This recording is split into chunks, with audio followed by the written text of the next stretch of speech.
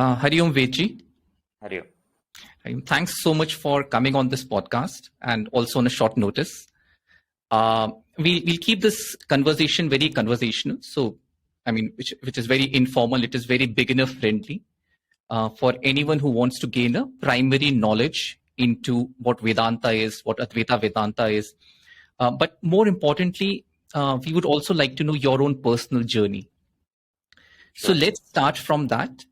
Ved Ji, how did you start? What is your spiritual journey? And what has been your roadmap into becoming a teacher as you are now? Yes, so Hari Om everyone. This is Brahmachari Ved Chaitanya.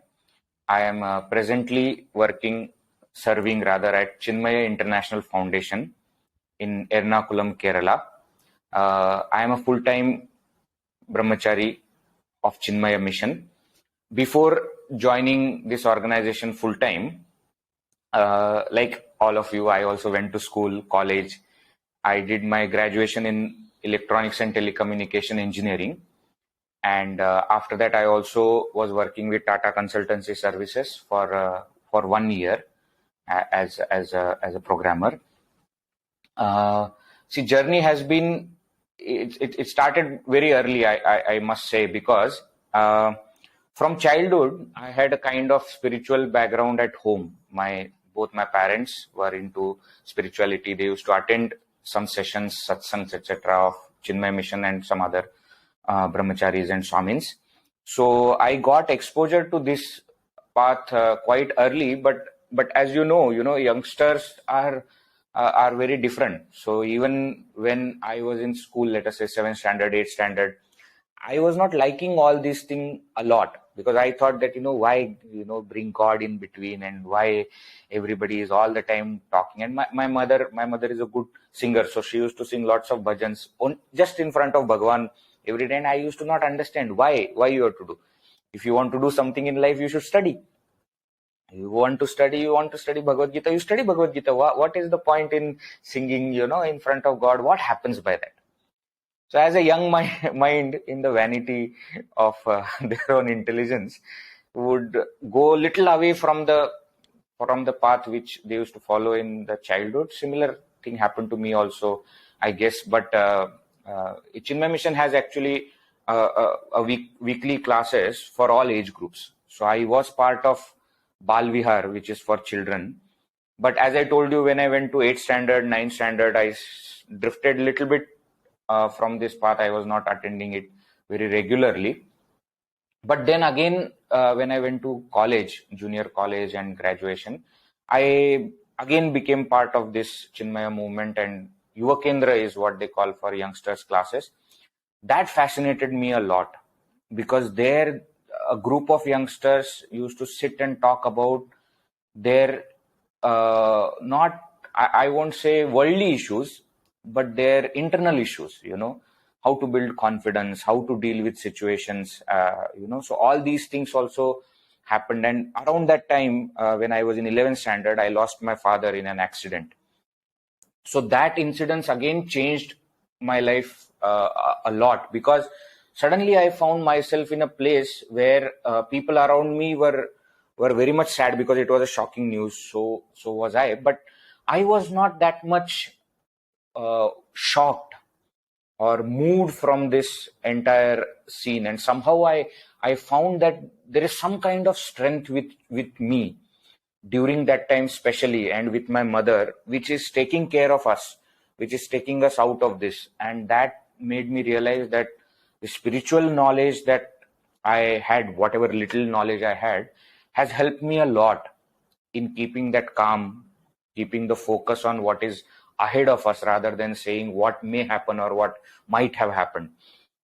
So I think few incidences like this surely turn our life upside down.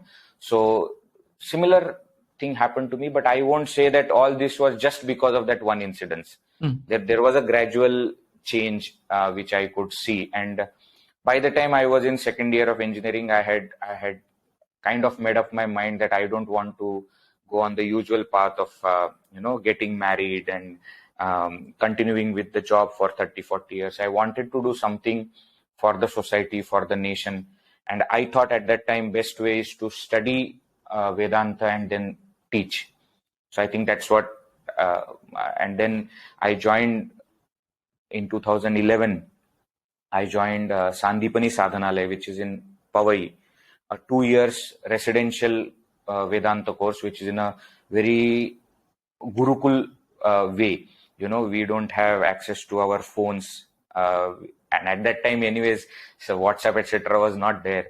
So we didn't have access to our phones or newspaper or TV.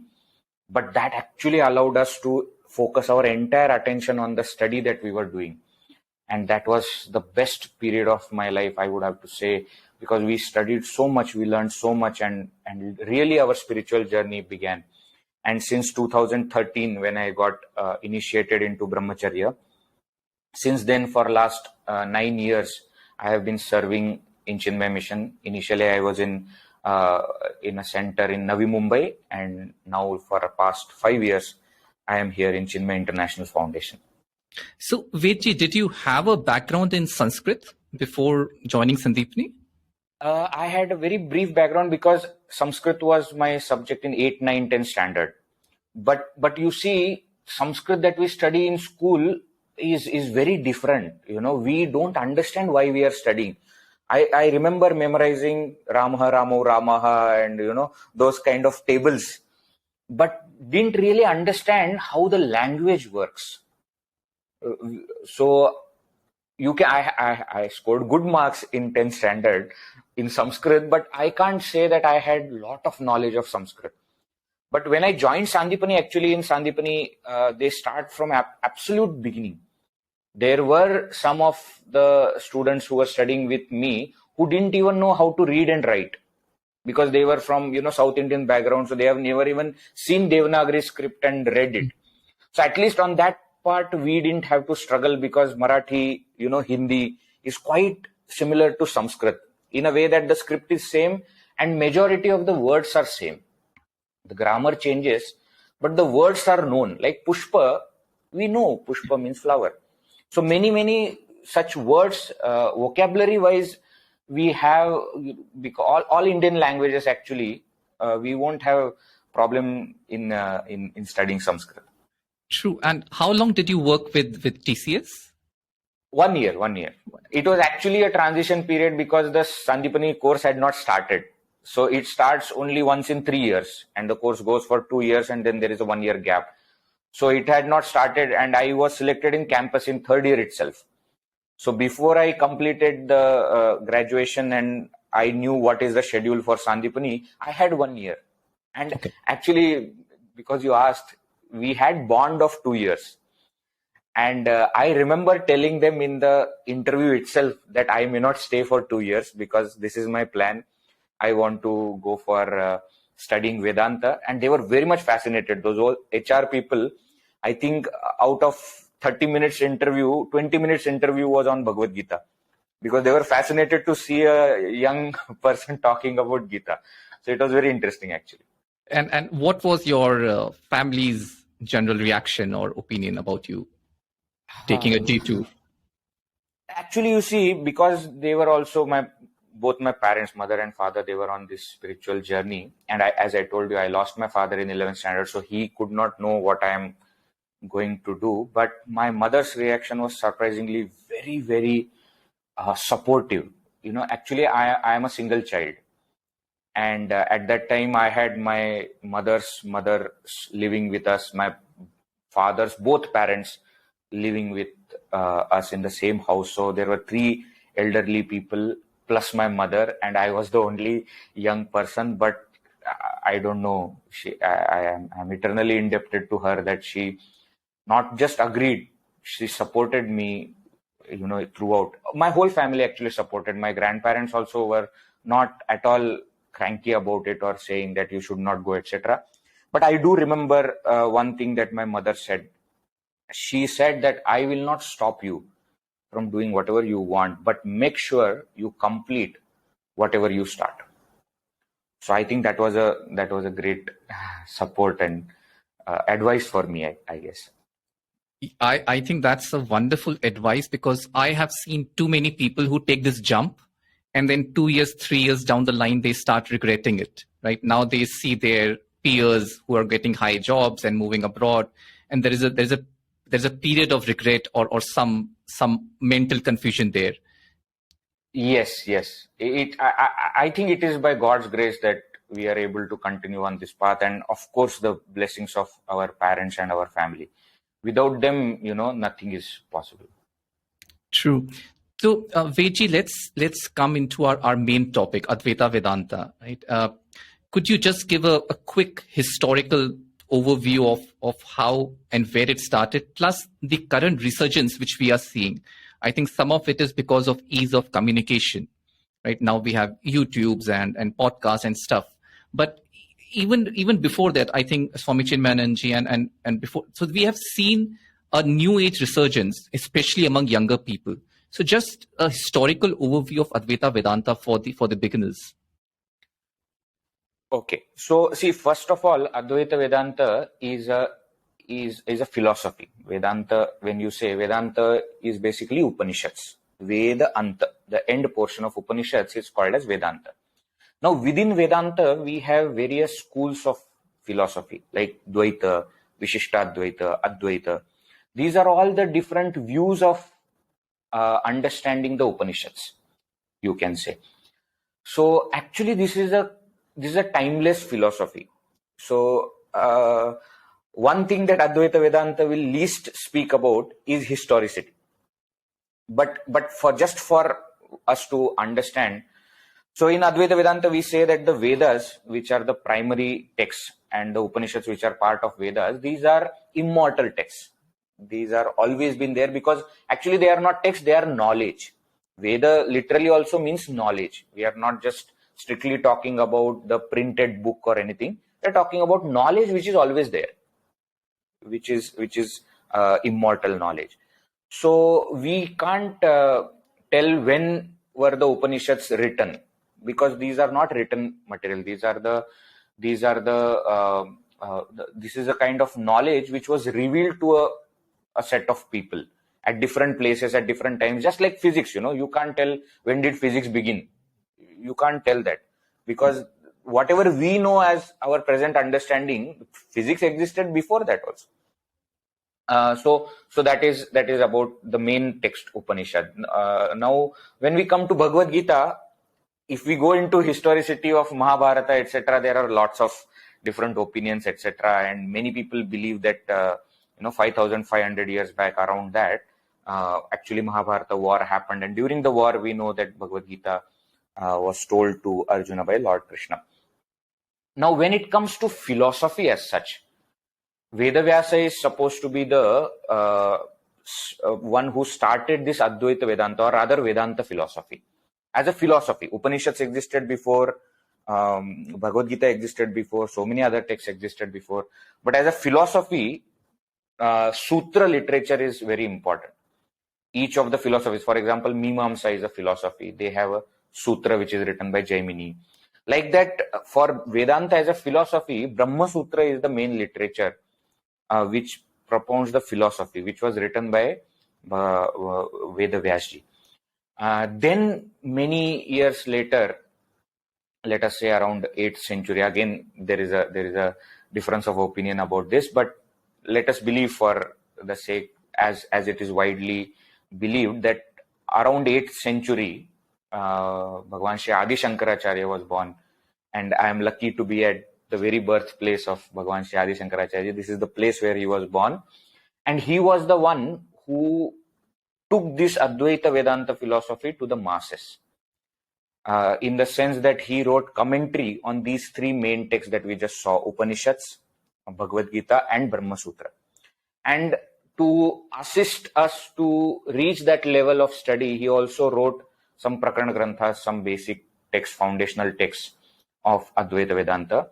So 8th century, we would say that this entire Advaita Vedanta philosophy resurgence actually started, and then from then we have the mathas, the 4 mathas that were established by Shankaracharya ji, where this Advaita philosophy was not just preserved but also was shared with everybody. So we see in history, and then there are many other great acharyas, teachers came, and many great scholars also contributed to this.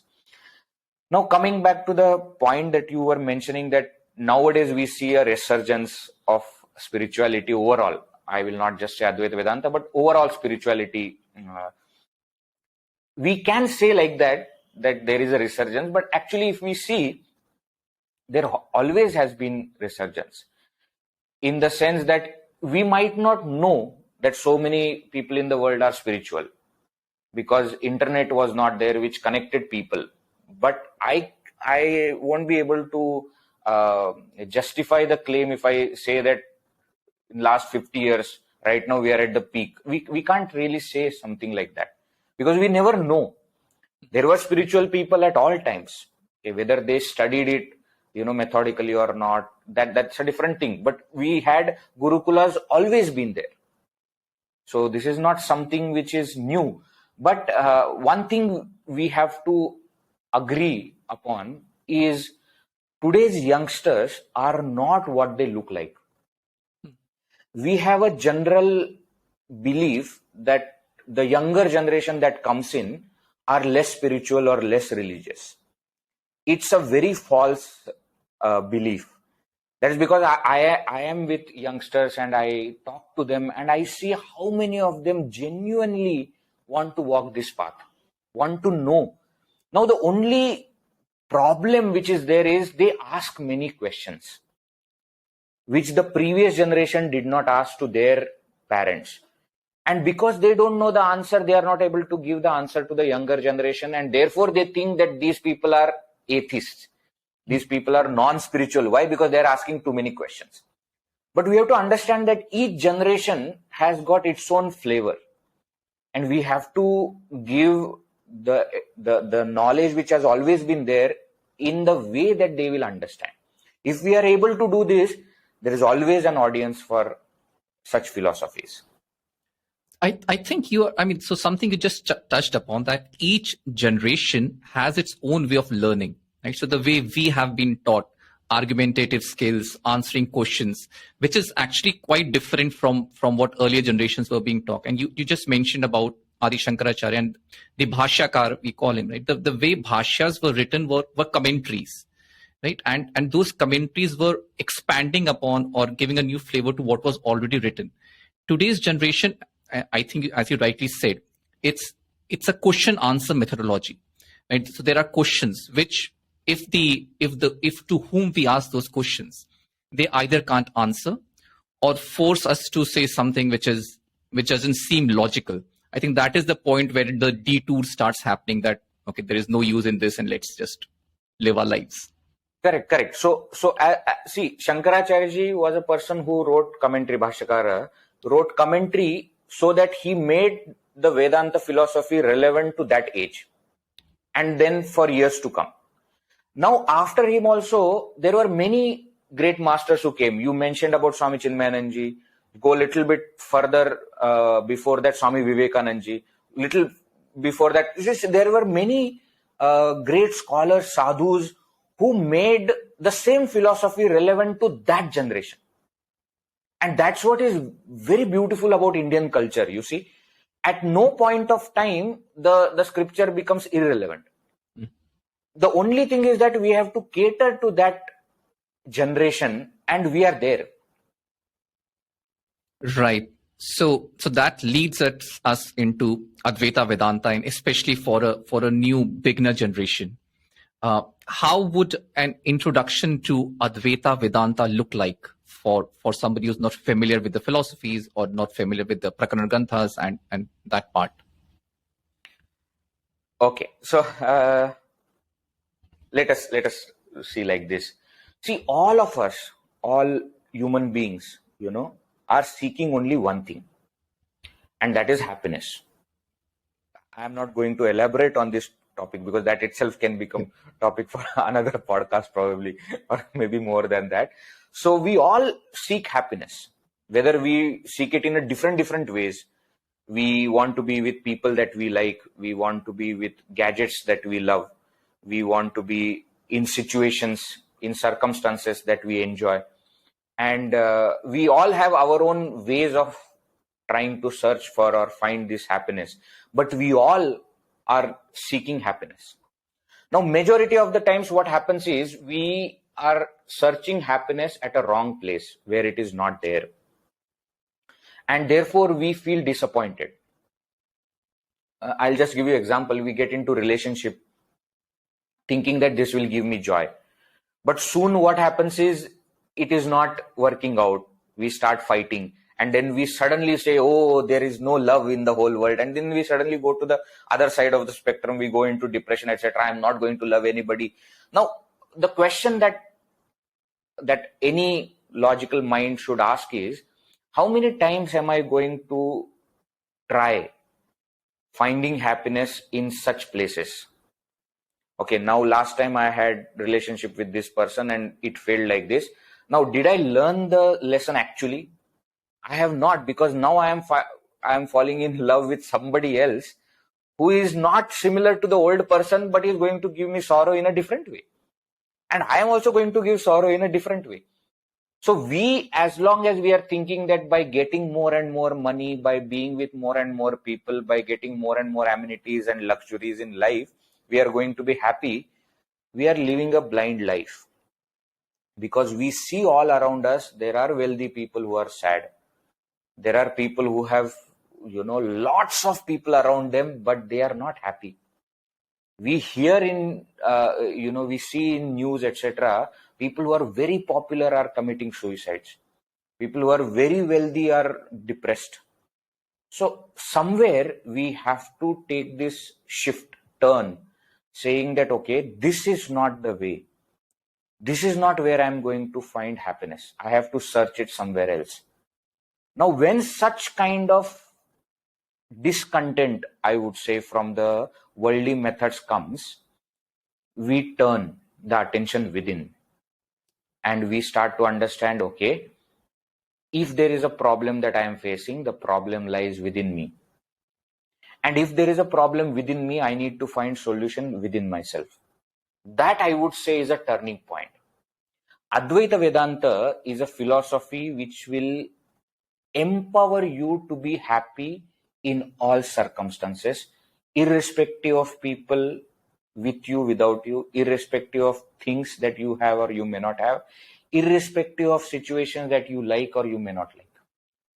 Advaita Vedanta is a philosophy which will equip you with such strength that you can remain happy in any situation with anybody or anything.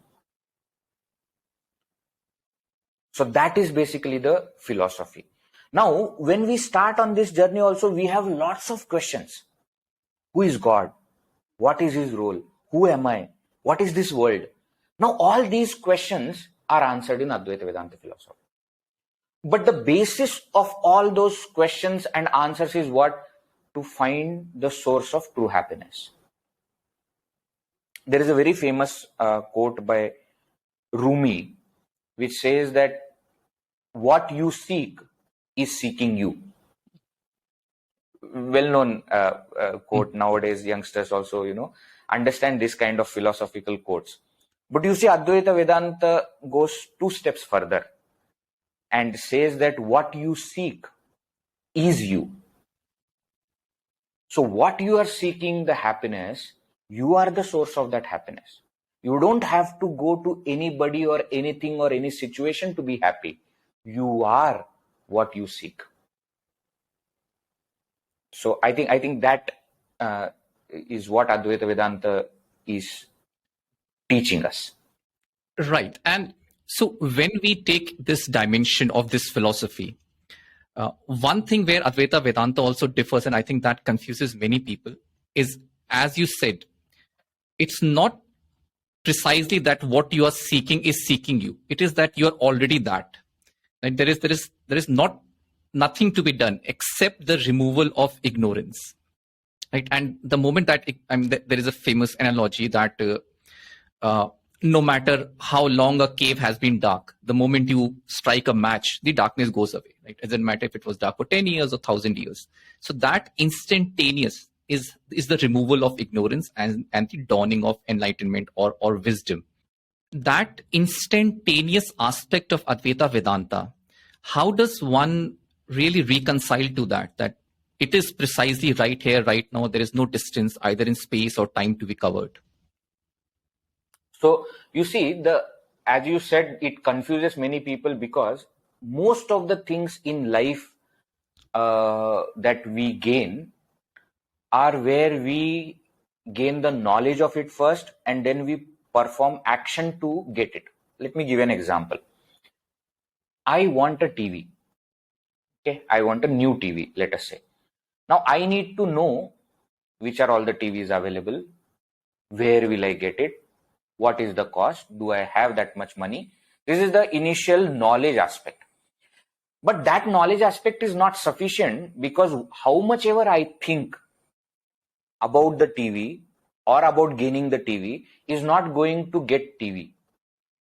After the knowledge, I have to actually go out, find a shop, purchase that TV, bring it home.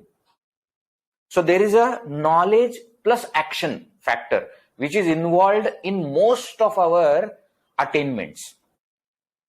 But there are certain kinds of attainments where the thing is already with us, but we don't know it.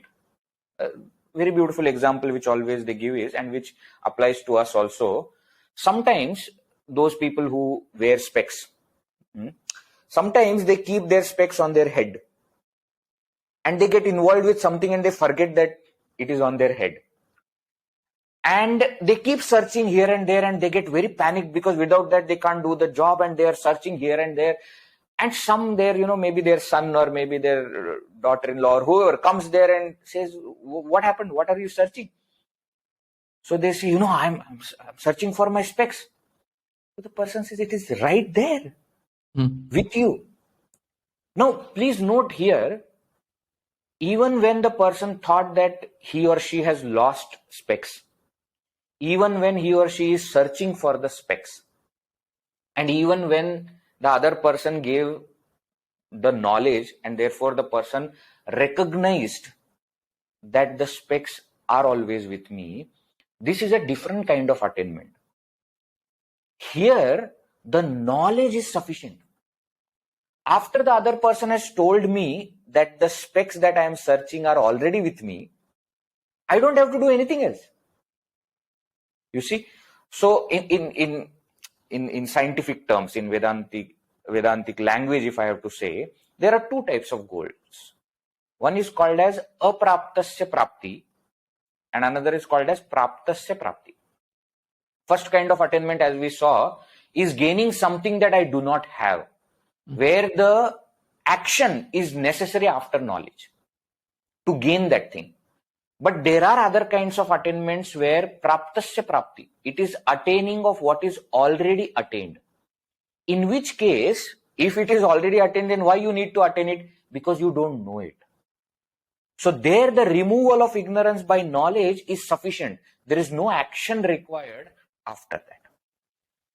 Now, also we need to understand one aspect is, most of us human beings are very preoccupied and focused on action. So we don't believe that there can be something which we can get without doing anything. And therefore the confusion. How can you say no action is required? See, in Vedanta also it is not said no action is required. What is said is, there is no action required post knowledge. To gain that knowledge, action will be required. You have to go to a teacher, you have to study the scriptures, you have to purify the mind, you have to do the sadhana, you have to do service, karma yoga, etc. All throughout actions are required. So there will be a procedure given for doing this, but all that is just to prepare your mind for that knowledge. Once the knowledge happens, no action is required. And I think Advaita Vedanta also goes a step further. So even kartritva and bhoktritva bhavas, right? Even the notions of I am the doer, I am the enjoyer, even those are roadblocks. So not only is action not required, this notion which we have, I am what I am doing everything, that too forms as sort of a roadblock. And I think in the journey from ignorance to at least let's not call it complete wisdom, but along the path, these things also come into the mind, right? So it's a separate direction to what we are used to living. Correct. So as you said, doership or enjoyership is product of ignorance. I consider myself to be an individual because of ignorance, and then comes the feeling that I am the one doing. Why? Because I am the one who has to or who needs to enjoy. Now, the more we act with these doership and enjoyership, we are strengthening the ignorance. Because we are feeding the effect of ignorance. It is only going to grow. So that's why they become the roadblocks. Now, if you want to target the cause or you want to destroy the cause, we need to start working on the effects. See, it is something like in a fight, there is a most important person which is in the center, which is your enemy whom you need to attack. But that is protected by 100 other soldiers. Unless you start dealing with those 100 soldiers, you are not going to attack the actual enemy. So this kartrutva, bhoktrutva, or even for that matter, desire, anger, and all these kind of negativities, all of them are the soldiers of ignorance. So unless you start fighting with them, you will not be able to attack the actual enemy.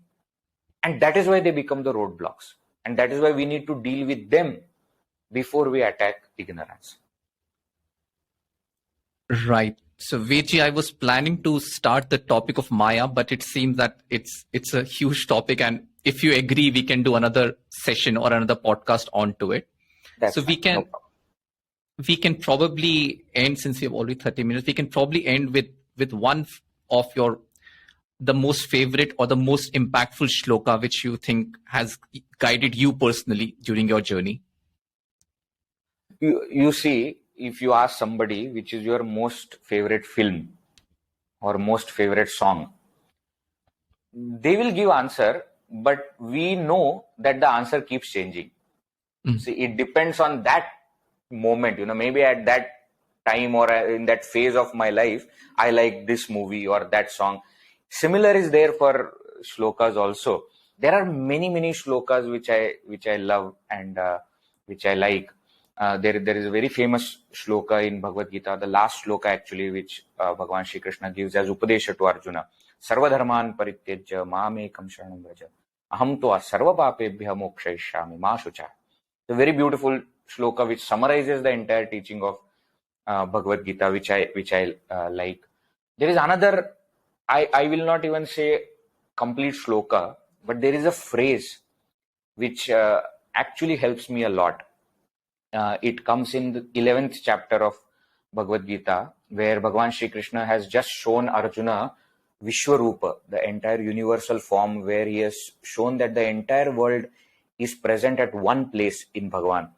And Arjuna is stunned by that entire vision, and he doesn't know what to say, and he starts to actually blabber, saying that, what an idiot I was considering you as my friend, not understanding that you are this universal God, etc. And suddenly he comes to senses and he says, Sthane Rishikesha tava prakirtya jagat prarishyati anurajyate cha. So this Sthane Rishikesha is a very beautiful phrase which I like, which means, hey Rishikesha, oh Lord, Sthane, everything is at its place. So many times when we are working in the world, when we are teaching, when we are serving, we get paranoid. Sometimes we get hyperactive and we feel that, there is so much of change required and we have to do this and we have to do that and this is not right and that is not right. At all such times, I remember this shloka which says, Sthane Rishikesh. By God's grace, everything is fine. You do whatever job is given to you without panicking. That is sufficient. See, this is God's world. You relax. The whole burden is not on your shoulder. It is God's world. If there is a change required, He will bring it. And if He wants you to be part of that change, He will put you in that place. So best thing for us to do is whatever is there in front of us, which comes as duty, just do that. don't worry about anything. So I think that would be, at this phase of my life, probably I will say that Sthani Rishikesha is what is very beautiful and important, I guess, for me. And very, very powerful, and probably applicable to a lot of our daily tussles. Ved Ji, this was a wonderful podcast. I hope to get you back because we have lots to discuss. I think we only covered half of the stuff, and obviously it's a huge field, but it was wonderful. And I think that whoever listens to this, a small flame of curiosity. I think curiosity is always the first part of it. It gets generated, and thanks so much, and Hari Om. Actually, I have to thank you because this is my first podcast, so to say. I have never been into any such kind of interviews or podcasts. And thank you for organizing this. It's a great seva for so many people who are listening to podcasts. If they can be benefited, it's a great seva. So congratulations to you and thank you. Hari Om. Hari Om.